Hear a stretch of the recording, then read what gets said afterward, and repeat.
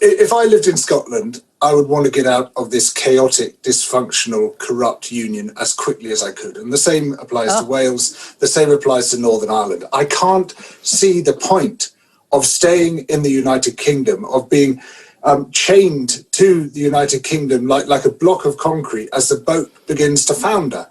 Because, the promise given to Scotland was, if you stay in the union, you will have stability. If you become independent, it'll be chaotic. If you stay in the union, you'll have political choice. You'll be able to have a stable currency. You'll be part of something which will allow you to punch above your weight on the global stage. All of that. All of those promises have been busted by Brexit. And it seems to me that in both straightforward instrumental terms and in ideological terms, Scotland would be much better off out of the United Kingdom and in the European Union. All right. Same for Wales, same for reunification in Ireland. All right, well, unsurprisingly, although you can't see it, strong reaction from Andrew.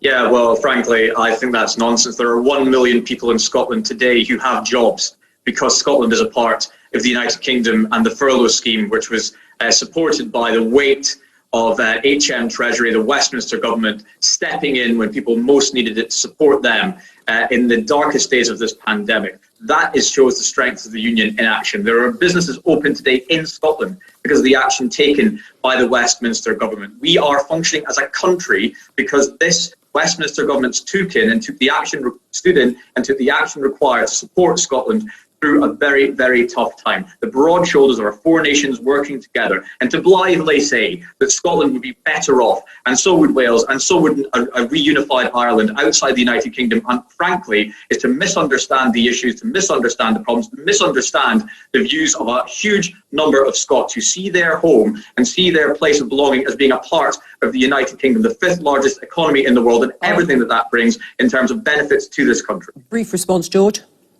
Well, I mean, being ruled by Westminster is bad enough if you live in England, but having this bunch of elite people who really have no contact, even with most of those in England, telling you what to do when you're in Scotland, I would find that intolerable. All right, we are going to leave it there. I happen to be speaking from Scotland, living in Scotland right now. So the idea that we are some sort of elite who have no interaction You're a part of that elite.